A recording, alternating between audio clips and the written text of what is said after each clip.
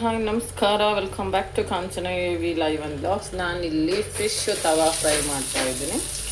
ನಾನಿಲ್ಲಿ ತೊಗೊಂಡಿರ್ತಕ್ಕಂಥ ಮೀನು ಯಾವುದು ಅಂದರೆ ರೂಪ್ ಚಂದ್ ಮೀನು ತೊಗೊಂಡಿದ್ದೀನಿ. ಅದಕ್ಕೆ ಅವಾಗಲೇ ಮ್ಯಾರಿನೇಟ್ ಆಗೋಕ್ಕೆ ನಾನು 1 ಅವರ್ ಬ್ಯಾಕ್ ಮಸಾಲೆ ಹಾಕಿ ಫ್ರೀಝರ್ನಲ್ಲಿಟ್ಟಿದ್ದೆ.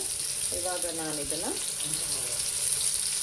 ಸ್ವಲ್ಪ ಆಯಿಲ್ ಹಾಕಿ ಲೋ ಫ್ಲೇಮ್ನಲ್ಲಿ ಇಟ್ಕೊಂಡು ಫ್ರೈ ಮಾಡ್ತಾ ಇದ್ದೀನಿ.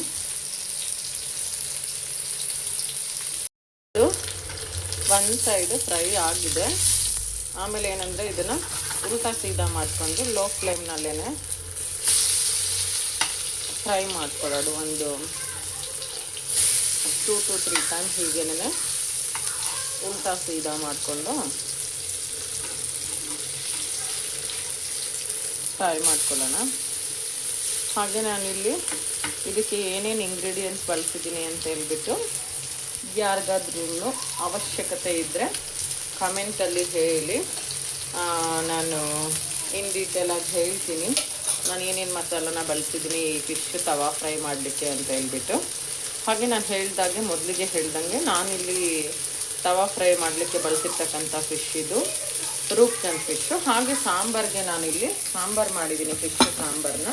ಅದಕ್ಕೆ ನಾನಿಲ್ಲಿ ಬಳಸಿರ್ತಕ್ಕಂಥ ಫಿಶ್ ಯಾವುದು ಅಂದರೆ ರಘು ಮೀನಲ್ಲಿ ಸಾಂಬಾರು ಮಾಡಿದ್ದೀನಿ. ಹಾಗೆಯೇ ರೂಪ್ ಚಂದ್ ಮೀನನ್ನ ಫ್ರೈ ಮಾಡಿದ್ದೀನಿ, ನೀವು ನೋಡ್ಬೋದು. ಹಾಗೆ ಯಾರಿಗಾದ್ರೂ ನನ್ನ ಮೀನು ಸಾಂಬಾರು ಮತ್ತು ತವಾ ಫ್ರೈದು ವಿಡಿಯೋದು ಲಿಂಕ್ ಬೇಕಾದರೆ ಕೇಳಿ ಲಿಂಕ್ ಅಂತ, ಮತ್ತು ರೆಸಿಪಿ ಬೇಕಾದರೆ ಕಮೆಂಟ್ ಮಾಡಿ ಹೇಗೆ ಮಾಡಿದ್ದೀನಿ ಅಂತ ಹೇಳ್ಬಿಟ್ಟು. ನಾವು ನಮ್ಮ ಹಾಸನಲ್ಲಿ ಮಾಡ್ತಕ್ಕಂಥ ಮೀನು ಸಾಂಬಾರು ಹೇಗೆ ಅಂತ ಹೇಳ್ಬಿಟ್ಟು ಇನ್ ಡೀಟೇಲಾಗಿ ಹೇಳ್ತೀನಿ ನೆಕ್ಸ್ಟ್ ವಿಡಿಯೋದಲ್ಲಿ. ಕಮೆಂಟ್ ಮಾಡಿ ಯಾರಿಗಾದ್ರೂ ಅವಶ್ಯಕತೆ ಇದ್ದರೆ ನಾನು ಹೇಳ್ತೀನಿ ಡೀಟೇಲಾಗಿ ನಾನು ಹೇಗೆ ಮಾಡಿದೆ ಈ ಫಿಶ್ ಸಾಂಬಾರನ್ನ. ನಾನು ಹೇಳಿದಾಗ ಇಲ್ಲಿ ನಾನು ತೊಗೊಂಡಿರ್ತಕ್ಕಂಥ ಮೀನು ರಘು ಮೀನು. ಹಾಗೆ ಇಲ್ಲಿ ತವಾ ಫ್ರೈಗೆ ತೊಗೊಂಡಿರೋದು ರೂಪ್ ಚಂದ್ ಫಿಶ್ಶು. ಹೀಗೇನೆ ಏನು ಮಾಡಬೇಕಂದ್ರೆ ಮೀನನ್ನ ಫುಲ್ಲು ಡೀಪಾಗಿ ಫ್ರೈ ಆಗೋ ತನಕ ಬಿಡಬಾರ್ದು. ಹೀಗೆ ಉಲ್ಟಾ ಸೀದಾ ಮಾಡ್ತಾ ಇರಬೇಕು, ಲೋ ಫ್ಲೇಮ್ನಲ್ಲೇ ಇಟ್ಕೋಬೇಕು. ಮೀನು ಸಾಂಬಾರು ರೆಡಿ ಆಗಿದೆ ಆಲ್ರೆಡಿ, ಫುಲ್ ಆಲ್ಮೋಸ್ಟ್ ಮೀನು ಸಾಂಬಾರು ಪರ್ಫೆಕ್ಟಾಗಿ ಆಗಿದೆ. ಇವಾಗ ಇಲ್ಲಿ ತವಾ ಫ್ರೈ ಕೂಡ ರೆಡಿ ಆಗ್ತಾ ಇದೆ. ಹಾಗೆ ಏನಂದರೆ ಮೀನು ಸಾಂಬಾರು ಅಂದಮೇಲೆ ಮುದ್ದೆ ಇಲ್ಲ ಅಂದರೆ ಆಗುತ್ತಾ, ಮುದ್ದೆ ಕೂಡ ರೆಡಿ ಮಾಡ್ಕೊಳ್ಳೋಣ. ಹಾಗೆ ಈಗ ನಾನು ಮೀನು ಸಾಂಬಾರು ರೆಡಿ ಆಯಿತು, ಹಾಗೆ ತವಾ ಫ್ರೈ ರೆಡಿ ಆಗ್ತಾ ಇದೆಯಲ್ಲ. ಇವಾಗ ನಾನಿಲ್ಲಿ ಮುದ್ದೆಗೆ ಇಟ್ಟಿದ್ದೀನಿ, ಬಿಸಿನೀರು ಕಾಯಕ್ಕೆ ಇಟ್ಕೊಂಡಿದ್ದೀನಿ, ನೀರನ್ನ ಕಾಯ್ಲಿಕ್ಕೆ ಇಟ್ಟಿದ್ದೀನಿ. ಇದಕ್ಕೆ ಇವಾಗ ನಾನು ಸ್ವಲ್ಪ ಹಿಟ್ಟು ಹಾಕ್ತಾ ಇದ್ದೀನಿ, ರಾಗಿ ಹಿಟ್ಟನ್ನ. ಹಾಗೆ ಸ್ವಲ್ಪ ಸಾಲ್ಟ್ ಸೇರಿಸ್ತಾ ಇದ್ದೀನಿ. ಈ ಕಡೆ ತವಾ ಫ್ರೈ ರೆಡಿ ಆಗಿದೆ. ಇದನ್ನು ಒಂದು ಪ್ಲೇಟಿಗೆ, ಸರ್ವಿಂಗ್ ಪ್ಲೇಟಿಗೆ ಸರ್ವ್ ಮಾಡೋಣ. ಸರ್ವ್ ಮಾಡಿ ಮುದ್ದೆ ಮಾಡಿ ಹೇಗಿದೆ ಅಂತ ಕೇಳುವ, ಮನೆಯವ್ರಿಗೆಲ್ಲ ಊಟಕ್ಕೆ ಕೊಟ್ಟು.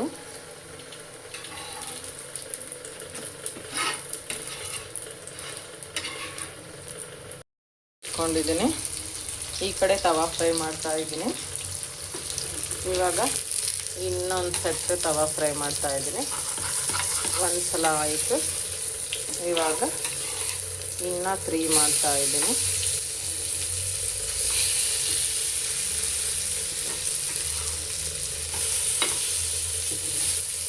ನಾನು ಏನು ಮಸಾಲ ಹಾಕಿದ್ದೀನಿ ಅಂತ ಹೇಳ್ಬಿಟ್ಟು ನೆಕ್ಸ್ಟು ವಿಡಿಯೋದಲ್ಲಿ ಹೇಳ್ತೀನಿ.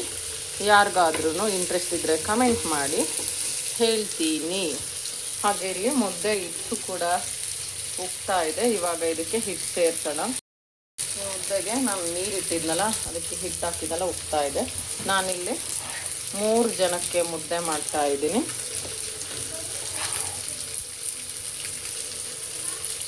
ಏನಪ್ಪ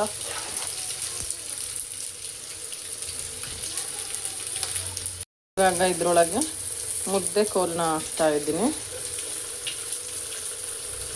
ಇಲ್ಲಿ ತವಾ ಫ್ರೈ ರೆಡಿ ಆಗ್ತಾ ಇದೆ.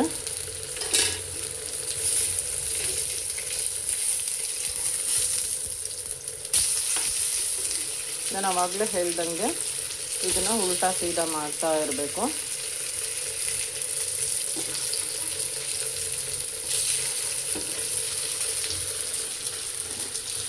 ಇಲ್ಲಿ ಫ್ಲೇಮ್ ಹೈ ಇತ್ತು, ಸ್ವಲ್ಪ ಲೋ ಫ್ಲೇಮ್ ಮಾಡಿದೆ, ಏಕೆಂದರೆ ಉಪ್ತಾ ಇತ್ತದು.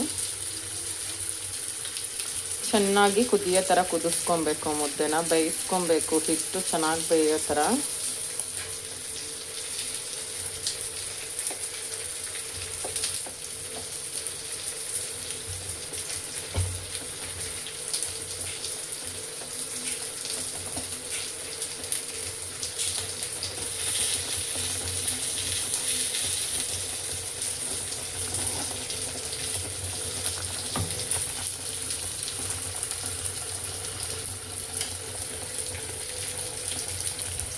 ಇವಾಗ ತವಾ ಫ್ರೈ ರೆಡಿ ಇದೆ.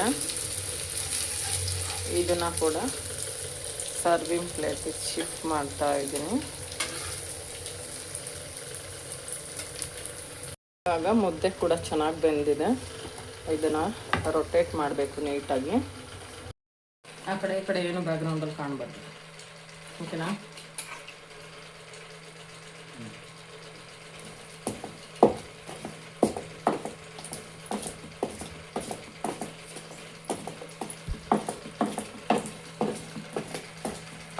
ಮುದ್ದೆ ಚೆನ್ನಾಗಿ ಬೆಂದಿದೆ.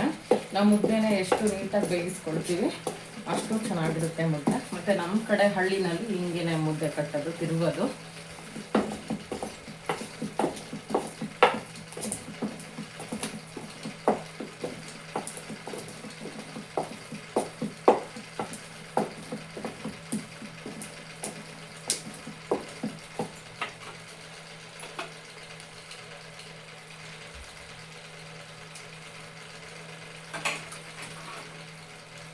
ನೋಡಿ, ಮುದ್ದೆ ಚೆನ್ನಾಗಿ ಬಂದಿದ್ರೆ ಸ್ವಲ್ಪನೂ ಕೈಗೆ ಅಂಟಲ್ಲ, ಸ್ವಲ್ಪ ಕೈ ಮೀರಿ ಥರ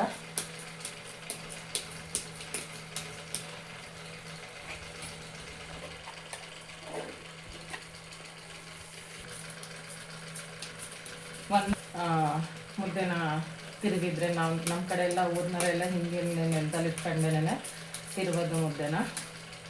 ಮಾಡಿ ಬರುತ್ತೆ.